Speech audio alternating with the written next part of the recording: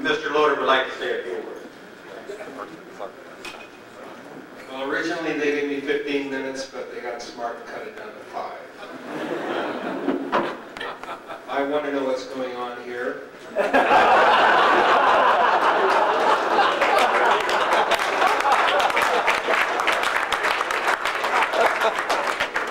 For 50 years, I thought I was the most important thing my mother ever did. And I have to rethink things. Presented to Hedy Lamarr for inspiring the modern era of secure military communications systems through frequency hopping concept. This is very beautiful. I want to thank you very much. My mother's birthday is November 9th. She's going to love this.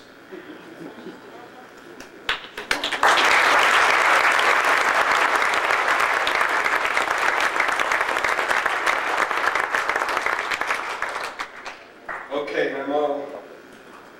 don't know how I'm going to do here. I was sitting here with Ed Brady and talking with him through dinner, and I wrote a speech. I'll put this aside for later.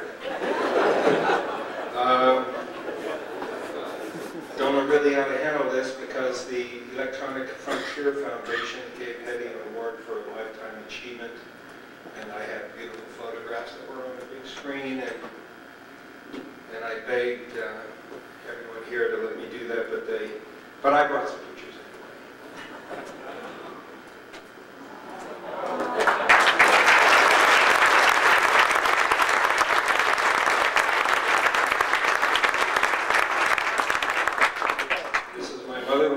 27 years old. This was the year she was granted the patent for frequency hopping.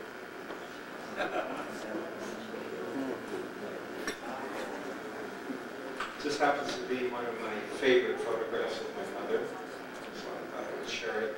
It's a Harel photograph.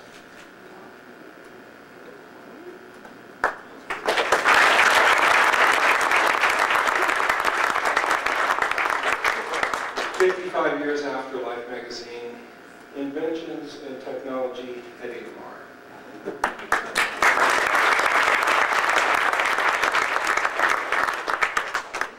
Microtimes. They sell computers. Dave Hughes out of Colorado Springs told me the story of how a Mongolian farmer rides his horse up this hut in the middle of nowhere and gets on the internet. It's better.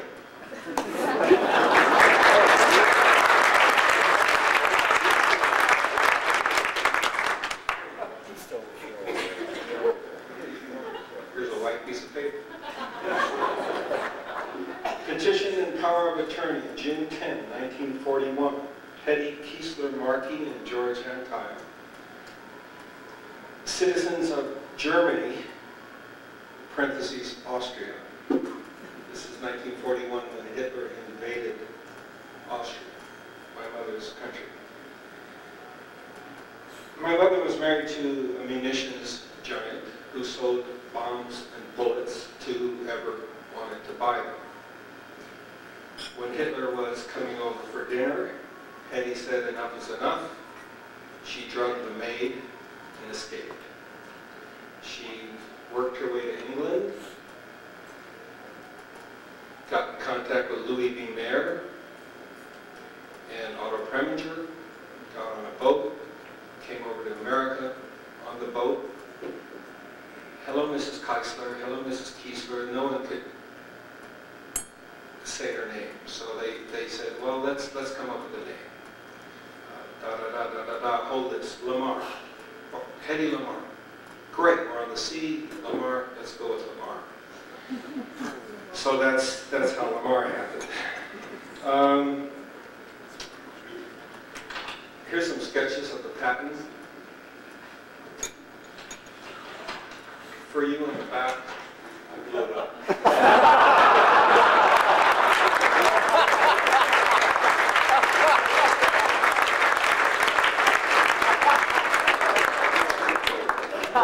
I remember when I was actually, sitting in an attic, going through some boxes. My mother and I alone. Well, here's the key to the city of New York. Key to the city of New York? Do they have a door? Oh, here's some sketches I did on a secret communication system I thought of. Oh, really? Yeah, and I also thought of these swept wings for aircraft. You did, Mark? Yeah, I saw these airplanes like this, and I saw birds like this, and I said, well, why don't we do this the same as birds? My mother actually wanted to go during World War II to Washington, D.C. to work at the inventions department. She's very creative, very creative. And I'm thankful that she's getting this recognition now when she's in her 80s. And so is she. I'll play a little bit. I'll keep the best for last. I have her on tape here for you to hear. Briefly, she's in an interesting situation, and I was talking with Ed Bradley down there, and she's been known in the past. I don't know if anyone's here old enough to know who she was or saw her, but she's been known superficially from the outside in. And not too many people are known from the inside out. And this is an opportunity for the world to see her as a human being, not just as an icon. And I'm very happy that this is happening. Ed Bradley, I'm blaming this whole thing on him down there because I had nothing prepared and he influenced me for all of this. So. He drew a circle with 11 X's in it, and he asked me, what's this? I said, I don't know. He said, this is a basketball with an all-star team signing it. Just X's.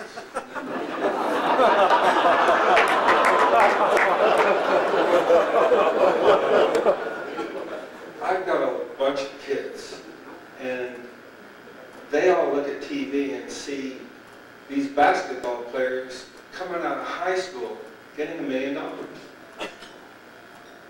And the thinkers get nothing.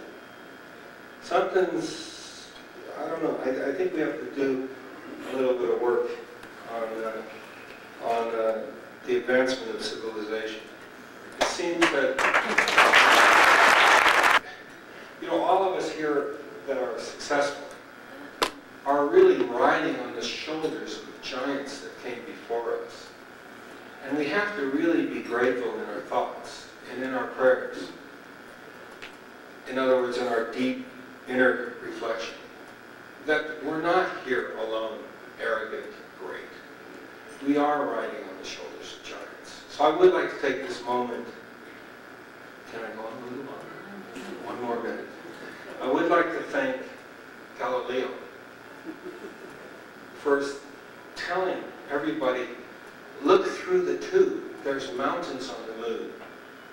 When all the high priests were saying, no, we are the center of the universe. The universe evolves around us. All heavenly bodies are perfect spheres. No, there's mountains on the moon. Look. No, we don't want to look through the tube, through the telescope. Anyway, Galileo was right, and he was ignored and hurt. I would like to thank Giordano Bruno, because we all here owe him gratitude. Giordano Bruno lived in Italy in the 1600s. He was a thinker. He was the first person who said the universe is infinite. He was burned at the stake for saying it. I would like to thank Isaac Newton, who did so much for so many. And he was the one who said, if I have seen farther... Serious? My mother's here too, I'll tell you about that. Hello? How did it go? I'm in the middle of it.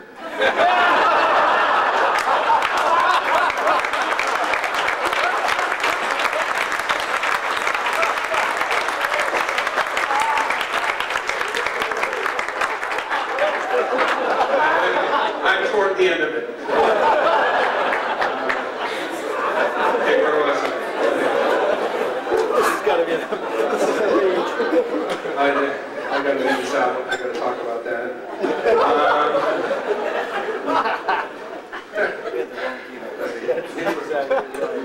Newton. Isaac Newton, I mean, was born and he grew up and he lived and he thought and he worked. And we're all benefiting from him. He was almost like the most important man, one of the most important persons who've ever lived. And he himself said, if I have seen further, it is because I have stood on the shoulders of giants. I would like to thank Nikola Tesla. Tesla was a genius. He took lightning from the sky and put it in sand, so we're all using it today. And he died penniless, alone, in an apartment in New York City, feeding pigeons on his only friends. Nikola Tesla. I named my last son Nikola after him. I would like to thank Wilbur Wright. That poor man spent the last part of his life fighting against Alexander Graham Bell for trying to steal his ideas of controlled flight. You know, the Christian Morgensen said, the obvious is never obvious until someone points it out simply. Hetty pointed that out. Wilbur Wright pointed it out. These great giants pointed this out, and we're riding on their wave. We should be grateful. And we should try to encourage our children to think and to create and to give to civilization, even though on the surface one would think it's not appreciated. I would like to thank Philip Ignaz Semmelweis, who's an Austrian doctor, who's the father of modern medicine, who died in an insane asylum. He was the person who said, we must wash our hands. We must keep clean. People didn't listen. People laughed. He was a teacher. He took over a hospital with no running water and nobody died. Women were giving birth to children all around the land. And the women were all dying because the doctors used to go around and inspect them and then wipe their hands off and go and inspect the other one. And they were passing diseases. Semmelweis said, stop, wash your hands. No one would listen. Yeah, he's stupid, ridiculous. So what did he do? He went, took a scalpel, he burst in an operating room of some sick that cut his fingers, put his hand in, took the illness and died 3 days later. We didn't listen, we didn't look. I would like to thank Einstein, of course, for being the character he was. Werner von Braun for developing the rocket industry. And I would like to thank George Antheil, who was Hetty's friend, who, when they got together, something happened. When Hetty said, you know what? People talk to each other, and the government, military, whoever, enemy, they listen, they jam, they prevent talking. What happens if we continuously change these transmit, receive frequencies constantly at high speeds in synchronization? No one can jam, no one can listen. Right, let's do it on, let's do 88 frequencies, 88 piano keys, the piano rolls, let's do that. So Hetty, understanding Hitler and understanding injustice, she could have gone to her friend Howard and said, hey Howard, look at this idea, what can we do with it? Howard Hughes. But she didn't. She went to the government, she said, America, use this idea to stop the war. That was a generous offer. And now CDMA spread spectrum, and now computer communications, and now Milstar satellite, the protocol is based on Hetty's concept. So, in closing, I talked to my mom on the phone, and I just needed to take this opportunity to sensitize everybody to the great giants who've come before us. That's all. I just hog this mic because I care about value and about real things.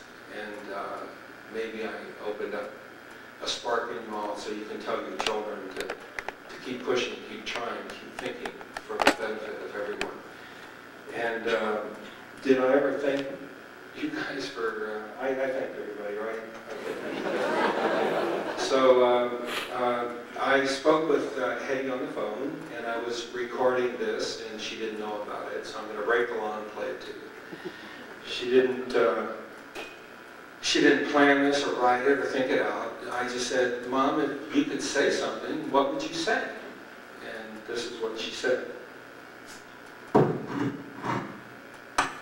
I appreciate your acknowledgement of you honoring me. I hope everybody is good as well as I feel good about this, and that you have not done in vain. Thank you. Okay? Okay.